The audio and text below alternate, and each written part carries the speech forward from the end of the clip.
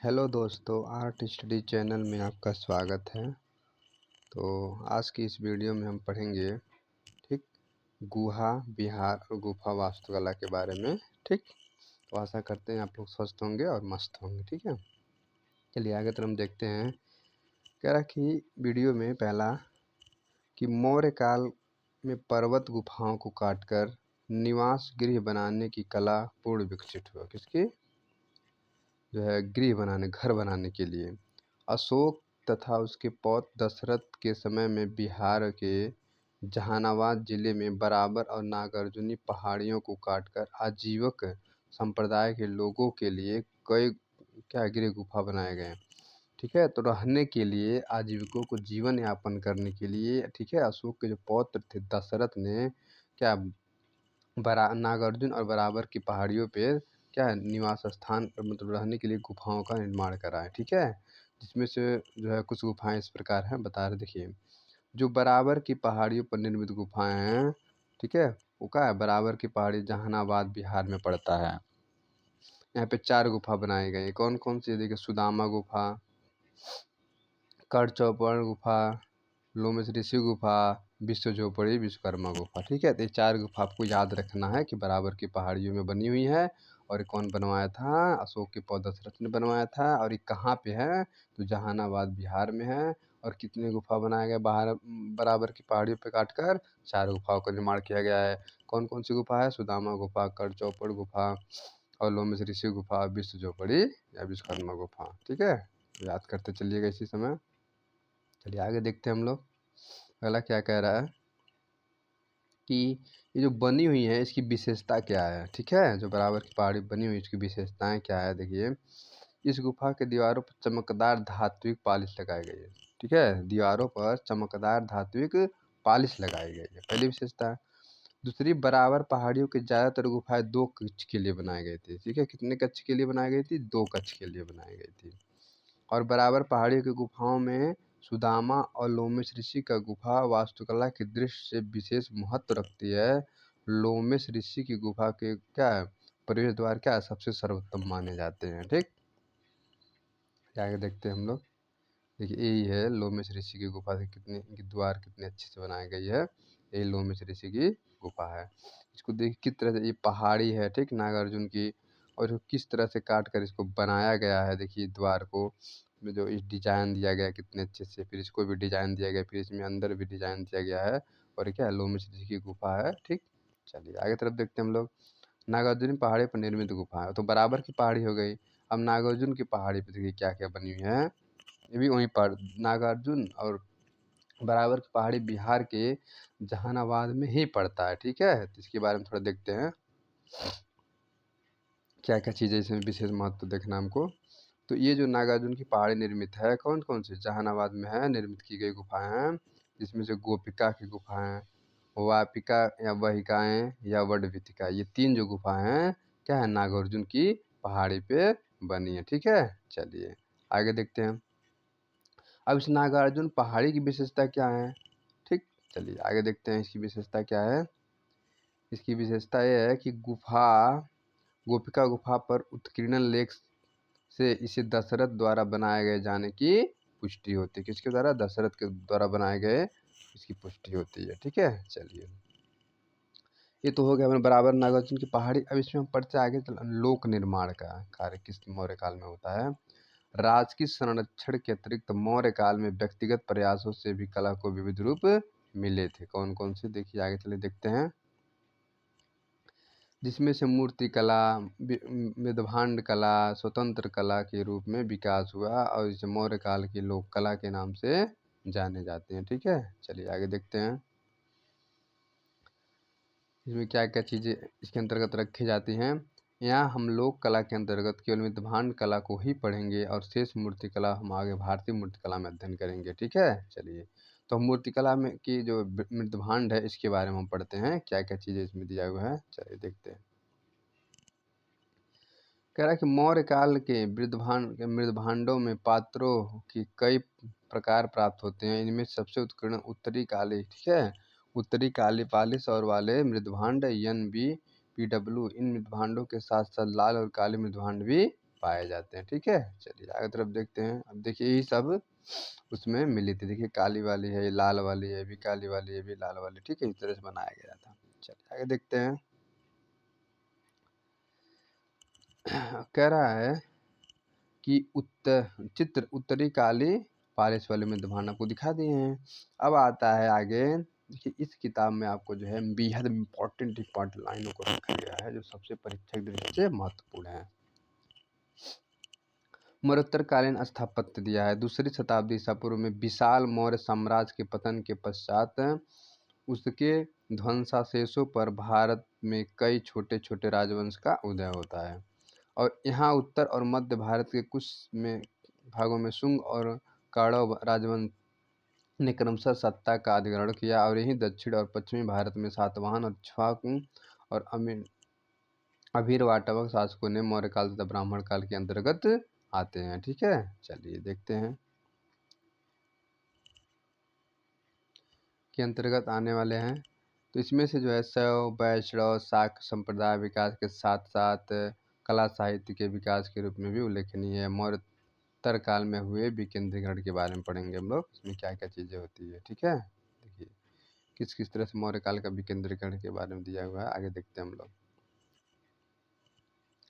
कह रहा विदेशी आक्रमण को भारत की कमजोर राजनीतिक स्थिति का फायदा उठाने का अवसर प्राप्त किया।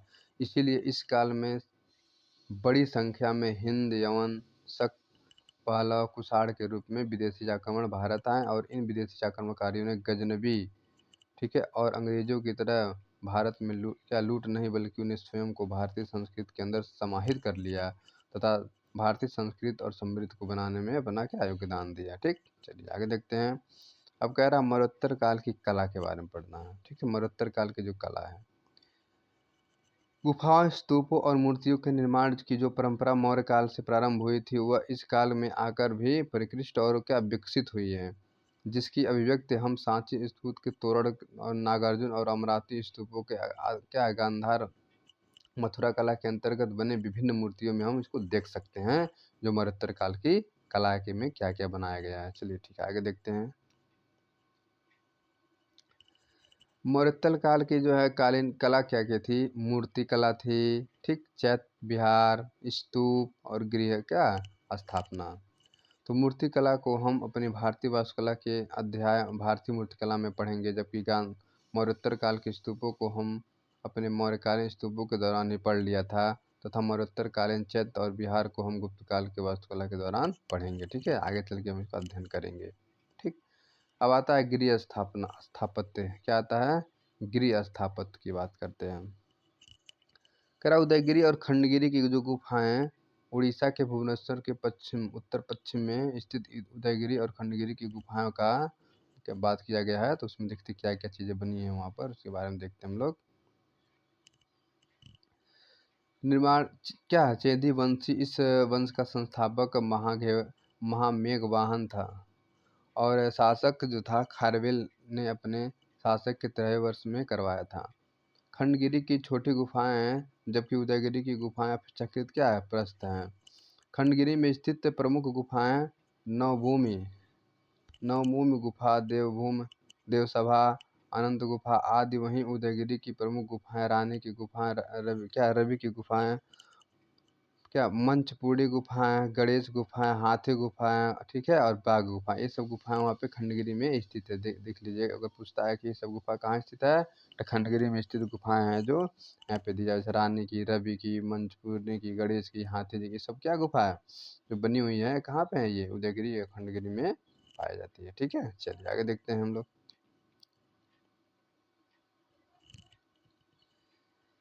रानी की गुफा सर्वाधिक अलंकृत और सबसे बड़ी है तथा दूसरी सबसे बड़ी गुफा गणेश जी की है। इन गुफाओं की प्रमुख विशेषताएं क्या थी?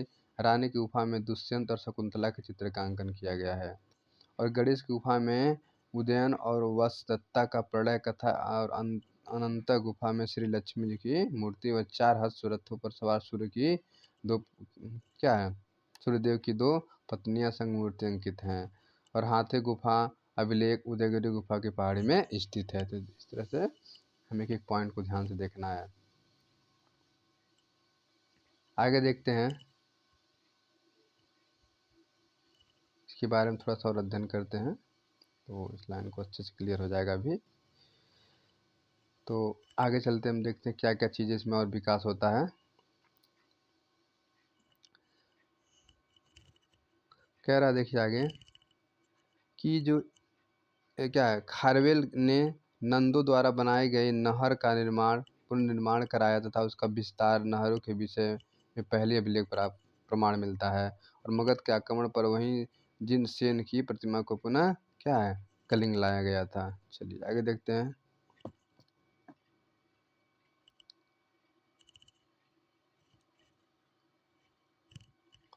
इस अभिलेख से पता चलता है कि खारवेल ने दक्षिण के 3 राज्य चेर और पांड्यों को पराजित कर पांड्य शासक से उसे क्या गधे से हल चलवाया। और अपने शासक के दूसरे वर्ष उसने सातवाहन शासक सतकर्णी क्या शक्ति को ललकारते हुए, ठीक है, भूसिक और मुसिक नगर पर आक्रमण किया, ठीक, और वे क्या ध्वस्त किया। अपने शासन के 13वें वर्ष उसने क्या किया, कुमारी पहाड़ी के अंतर्गत उदयगिरी और खंडगिरी की पहाड़ियों पर जैन भिक्षुओं के निवास स्थान के लिए 33 गुफा विहार बनवाए, जिसमें उदयगिरी के 18 और खंडगिरी के 15 गुफा है। ठीक, चलिए आगे देखते हैं। अब देखिए सबसे इम्पोर्टेंट चीज़ है क्या है, सुदर्शन झील। ये सुदर्शन झील क्या चीज़ है, इसके बारे में हम लोग देखते हैं। इसका निर्माण कौन कराया था और कहाँ पे पड़ता है। ठीक है, देखिए कार्दमक वंश के प्रसिद्ध शक शासक रुद्रदामन के जूनागढ़ अभिलेख गुजरात के गिरनार पर्वत, ठीक गिरनार है, और से दूरदर्शन झील गुजरात में स्थित है और इसके विषय में जानकारी प्राप्त होती है। इस झील का निर्माण चंद्रगुप्त मौर्य के गुजरात के प्रांतपति पुष्यमित्र वैश्य ने किया और मौर्य शासक के समय में गुजरात के प्रांतपति यमनराज या तुफास्प ने इस झील से नहरें निकलवाई, ठीक, ताकि सभी जनताओं को क्या हो, सिंचाई करने के लिए पानी की सुविधा उपलब्ध हो सके। भारी वर्षा के कारण बांध के जगह जगह से टूट जाने पर शक शासक रुद्रदामन ने निजी कोष से धन देकर राज्यपाल सुविशाख के निर्देश से बांध को पूर्व की अपेक्षा 3 गुना मजबूत बनवाया। और गुप्त शासक स्कंदगुप्त के समय में भारी वर्षा के कारण बांध के पुनः टूट जाने के कारण स्कंदगुप्त ने गुजरात के गवर्नर परदत्त के पुत्र गिरनार पूर्ववर्ती चक्रपालित ने बांध का पुनर्निर्माण कराया। तो इस तरह से झील में से जो नहरें निकली थी सिंचाई के लिए, तो उसको अच्छे से लोग बांध बनाए थे ताकि इसमें सुविधा हो और अच्छे से सिंचाई हो सके। अब देखिए, अब आता स्थापत्य कला की बात करते हैं हम लोग। उस समय की स्थापत्य कला क्या क्या चीज़ थी, गुप्त काल के समय की स्थापत्य कला की बातें करते हैं।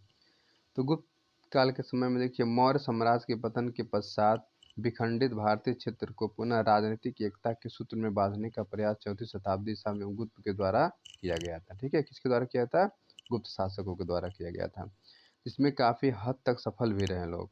और गुप्त काल की राजनीतिक स्थिरता और आर्थिक समृद्धि के वातावरण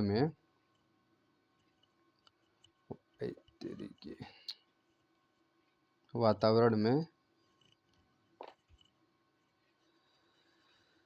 आगे देखते हैं क्या होता है आगे।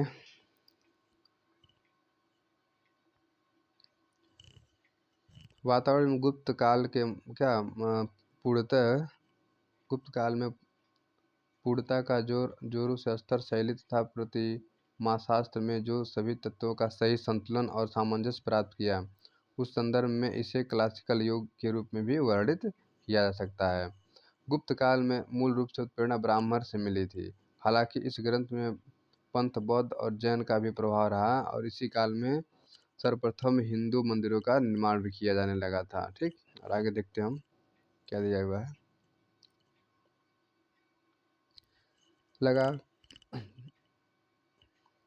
जहाँ तक कला की क्लासिकल मानदंड की बात, तो वह केवल मूर्तिकला और चित्रकला पर लागू होती है और स्थापत्य कला पर नहीं, क्योंकि इस काल में मंदिर निर्माण की शुरुआत हुई थी और उसका पूर्व विकास नहीं हुआ। मंदिर निर्माण कला अपने चरम स्तर पर राजपूत कला में पहुंची और गुप्त शासक ब्राह्मण धर्म के अनुयायी थे, जिसकी वैष्णव मत में विशेष आस्था थी, लेकिन उन्होंने दोनों धर्म, बौद्ध धर्म और जैन धर्म के क्या अनुकरणीय सहिष्णुता दिखाई इन्होंने। ठीक है। और देखिए गुप्तकालीन कला की बात करते हैं अगर, तो गुप्तकालीन की कला क्या है। गुप्तकालीन कला को हम 3 भागों में बांट कर देख सकते हैं। गुप्तकालीन कला को देखिए, पहला स्थापत्य कला, दूसरा मूर्ति कला, तीसरा है चित्र कला। स्थापत्य कला में चैत्य विहार, गुफा स्थापत्य, मंदिर को बताया गया है। स्थापत्य कला के बारे में देखते हैं। स्थापत्य कला क्या है, देखिए विहार बौद्ध भिक्षुओं के निवास स्थान को कहा जाता था। इसका निर्माण बौद्ध भिक्षुओं को शरणस्थली के रूप में किया जाता था, क्योंकि वर्षा ऋतु के दौरान भ्रमण और भिक्षा क्या समस्या उत्पन्न होती थी, तो उस समय इनके लिए क्या है निवास स्थान भी बनाया गया था। चलिए आगे देखते हैं।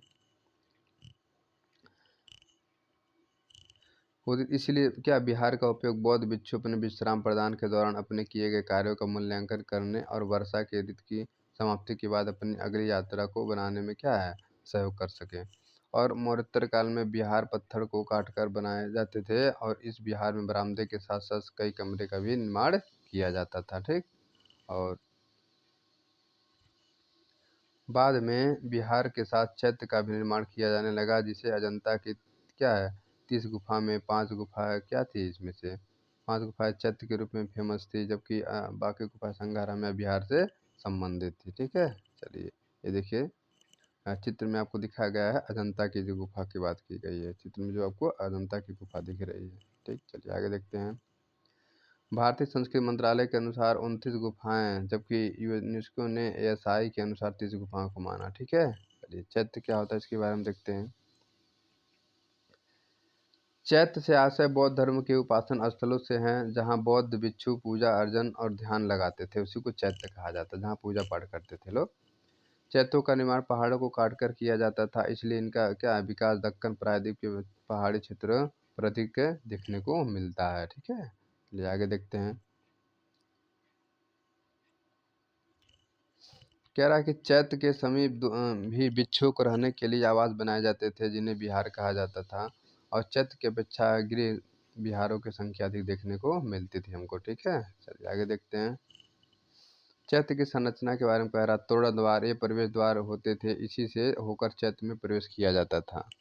मुख्य हाल, इसी मध्य विधि गलियारे कहते थे, चैत्य का मुख्य भाग होता था। ठीक है, उसको गलियारा का चैत्य का मुख्य भाग होता था। तोरण के द्वार से होकर सीधे मुख्य हाल में प्रवेश किया जाता था, और यहाँ बौद्ध भिक्षु बैठकर पूजा अर्चना और ध्यान लगाते थे। फिर उसके बाद आता स्तंभ। स्तंभ जो है किस पर टिकी थी वो, ये मुख्य हाल के दोनों तरफ बराबर की संख्या में होती थी। ये स्तंभ मुख्य पहाड़ी को काटता हुआ हिस्सा होते थे, जो पिलर की तरफ खड़े रहते थे। वीथिका, यह दोनों स्तंभों के बाईं और दाईं ओर स्थित एक गलियारा होती है, अर्थात चैत्य की दीवारों के स्तंभ के बीच वीथिका कहलाती है, और वीथिका पद क्या है प्रदक्षिणा पथ परिक्रमा मार्ग का काम करती थी। ठीक है। अब इसके बाद वीथिका बाद स्तूप देखिए क्या होता है। स्तूप चैत्य का अंतिम भाग में स्तूप प्रतीकात्मक रूप से होती थी, इसमें चैत्य के भाग थे, और इसके बिना चैत्य का निर्माण नहीं हो पाता था। स्तूप के बिना छत, चैत्यों के छत को अर्धवृत्ताकार, गज पृष्ठाकार, ढोलनाकार आकृति में बनाए जाते थे। ठीक है। देखिए इस तरह से जो है कि किस तरह चैत्य को संरचना बनाई जाती थी। अब देखिए इसमें क्या होता था, इस तरह से गली काटते थे, देखिए गोलाई में होता था। ठीक। उसके बाद ये बनाते थे कि इसको इस तरह से परिक्रमा, ये यहाँ पे स्तूप रहता था, इसके तरह तरफ परिक्रमा कक्ष बनाते थे लोग। ठीक। और ये मुख्य प्रवेश द्वार होता था, यहाँ से प्रवेश करते थे तो इस तरह से चक्कर लगाते थे, इनका परिभ्रमण करते थे, और यहाँ पर क्या स्तूप रहता था, मेन रखा रहता भगवान बुद्ध का। और क्या है ये स्तंभ पंक्तियाँ भी देखिए, इसको ये नक्शा बना दिया है, और इसकी मेन यही है आपका। ठीक है। तो इसको यहाँ बताया गया किस किस तरह से निर्माण किया गया था। यहाँ प्रवेश करते थे, चारों तरफ भ्रमण करते थे, और सब पिलर ऐसे समान मात्रा में दोनों तरफ से पिलर बनाए गए थे। ठीक। चलिए आप लोग समझ गए होंगे। चलिए आगे देखते हैं हम लोग। चैत्य के प्रकार पूछ रहा है, चैत्य कितने प्रकार के होते देखिए। चैत्य के प्रकार, चैत्यों के निर्माण के काल अनुसार इन्हें हम कई 2 भागों में बांट सकते हैं, हीनयान चैत्य और महायान चैत्य। कौन, हीनयान चैत्य और महायान चैत्य। हीनयान चैत्य क्या है देखिए, चैत्य के निर्माण के प्रारंभिक दौर में हीनयान चैत्य का निर्माण किया गया। चूँकि हीनयान बौद्ध परंपरा में बुद्ध की प्रतिमा नहीं बनाते थे, इसलिए बुद्ध पूजा प्रतीकों और चिन्हों जैसे पादुका, हासन और ठीक है स्फूत बुद्ध से आज लोग कहते थे वो हीनयान कहलाते थे। वो सीधे उनका मूर्ति नहीं बल्कि उनके प्रतीकों की पूजा करते थे, ठीक। और हीनयान परंपरा से जुड़े हुए गृह त्याग, भाजा, कोंडाने, पीतल खोड़ा, जनता गुफा, नवदस आदि भी कही जाती है। चलिए आगे देखते हैं महायान चैत्यगृह क्या होते हैं। इस प्रकार चैत्य गृहों का निर्माण परवर्ती काल के प्रथम शताब्दी ईसा से लेकर 5वीं शताब्दी के मध्य हुआ था। महायान बौद्ध धर्म से बुद्ध देवता को मानते हुए उनकी पूजा मानवीय रूप में बौद्ध मूर्ति के माध्यम से की जाती थी, ये हीनयान कहलाते थे। महायान परंपरा से जुड़े ठीक है क्या चटसाला, नागार्जुन और अमरावती आदि है यहाँ पे, ठीक है। चलिए आगे देखते हैं हम लोग प्रमुख चैत्य एवं बिहार। प्रमुख चैत्य एवं बिहार की बात कर रहे हैं। भांजा, भांजा गुफा महाराष्ट्र के पुणे जिले में लोणावली के निकट स्थित है। संभवतः इसका निर्माण लगभग 3री शताब्दी ईसा पूर्व से 2री शताब्दी के मध्य हुआ था, ठीक है। चलिए आगे देखते हैं हीनयान परंपरा से प्रभावित यहाँ स्थित सभी चैत्य बिहार कई क्या है मूर्तियाँ बनी हुई है और हीनयान चैत्य निर्माण की शुरुआत यहीं से मानी जाती है, ठीक है। चलिए आगे देखते हैं आगे क्या कह रहा है जो कच्चे समझते चलिए। कार्ले की बात कर रहा है, किसकी बात कर रहा है? कार्ले की गुफा महाराष्ट्र के बोरघाट पहाड़ी क्षेत्र में स्थित है। बौद्ध धर्म और कला से संबंधित है। यह स्थल अपनी क्या है विलक्षणा, वास्तु विन्यास और उत्कृष्ट शैल स्थापत्य के लिए प्रसिद्ध है। इसके निर्माण में कई व्यापारिक शक मूल पश्चिमी क्षेत्रों और सातवाहन शासकों ने सहयोग किया था, ठीक है। चलिए आगे देखते हैं हम लोग यह जो है भारत में स्थित सभी चैत्यों से सबसे भव्य और सबसे बड़ा है और क्या महाचैत्य भी इसे कहा जाता है, ठीक है। और इसके सामने भाग 2 मंजिला है तथा क्या मुख्य मंडप हाल के 2 ओर क्या स्तंभ क्या नक्काशी युक्त हैं। कार्ले चैत्य का विकास जो है विशाल स्तंभ के ऊपर 4 सिंह दूसरे सिर सटाए बैठे हुए हैं जो अशोक काल के सारनाथ से लिया गया है, ठीक है। याद दिलाता है याद देखिए ये है आपको, ठीक है। कार्ले के चैत्य गुफा क्या है, यही आपकी कार्ले की चैत्य गुफा है जो किस तरह से बनाया गया, इस तरह से सब खंभे बनाए लगाए गए हैं और यहाँ पर चैत्य को बनाया गया है, ठीक है। चलिए आगे देखते हैं कह रहा चित्र कार्ले चैत्य है प्रमुख चैत्य बिहार और उनकी अवस्थिति क्या है वो देखिए। पीतल खोड़ा, ठीक है। ये जो औरंगाबाद महाराष्ट्र के में ठीक है औरंगाबाद जिला महाराष्ट्र में है। तीर चैत्य आंध्र प्रदेश में है। तीर चैत्य कहाँ है? आंध्र प्रदेश में है। और कुंडाने महाराष्ट्र में है। कन्हेरी कृष्णनगरी महाराष्ट्र में है। बेडसा पूरे महाराष्ट्र में है और भांजा भी महाराष्ट्र में है। काले भी महाराष्ट्र में जो है इसका संबंधित जो काले चैत्य संबंधित कहाँ है सब महाराष्ट्र में, ठीक है। चलिए आगे देखते हैं हम लोग जो अच्छे समझ अब कह रहा है कि गृहस्थ क्या गुहा स्थापना की बातें कर रहा है, ठीक। गुहा स्थापना मौर्य काल से चली आ रही है। गुहा स्थापत्य परंपरा को गुप्त ने भी जारी रखा। गुफाओं की दीवारों पर भित्ति चित्र का विकास गुप्त काल के एक प्रमुख विशेष रही। इसका अंकन हमें अजंता और बाघ की गुफाओं में देखने को मिलता है और गुफा वास्तु ब्राह्मण और बौद्ध जैन तीनों क्या है धर्मों के संप्रदाय में व्यक्त था। अब देखते हैं हम अजंता की गुफा के बारे में क्या क्या इसमें दिया हुआ है और देख लेते हैं। बौद्ध धर्म समझ अजंता की गुफा महाराष्ट्र औरंगाबाद जिले के बाघोरा नदी किनारे सह्याद्री पर्वत को काटकर बनाई गई है। सर्वप्रथम 1819 ईस्वी में ईस्ट इंडिया कंपनी ने मद्रास रेजिमेंट में एक सैन्य अधिकारी तथा यूरोपीय सैनिकों ने अजंता की गुफाओं को शिकार के दौरान देखा था और जेम्स सी अलेक्जेंडर ने 1824 ईस्वी में अजंता की गुफाओं की सूचना एशियाटिक सोसाइटी को भी भेजी थी और इन गुफाओं का निर्माण 2री शताब्दी से लेकर 7वीं शताब्दी तक मानी जाती है, ठीक है। चलिए आगे देखते हैं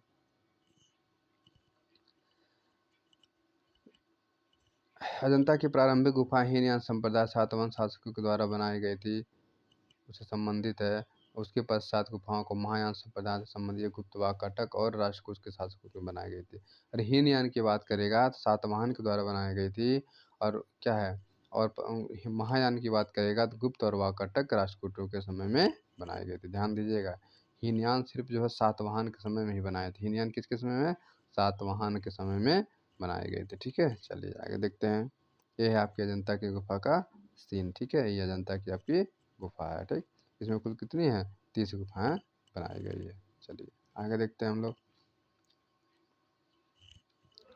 कह रहा है आगे कि 4 चैत्य कृष्णादत्त वाजपेयी ने इसकी संख्या 5 बताए, और शेष बिहार अजंता गुफाओं के चित्र द्वारा बौद्ध भिक्षुओं द्वारा फ्रेस्को, गीली प्लास्टर पर चित्रांकन और टेम्परा में सूखे प्लास्टर की विधि से बनाए गए थे। अजंता की 6 गुफाएं 1, 2, 9, 10, 16, 17 है के चित्र शेष हैं, बाकी के चित्र जो समय के अनुसार विनष्ट हो गए हैं। और इन गुफाओं की चित्रकारी भी सारी रूपरेखा लाल रंग से बनाई गई थी। इसके बाद आंतरिक भाग रंगा गया था। अजंता की गुफा 16, 17, 19 क्या गुप्त काल की गुफाएं मानी जाती है। ठीक है, चलिए आगे देखते हैं। गुफा नंबर 16 की बात करते हैं।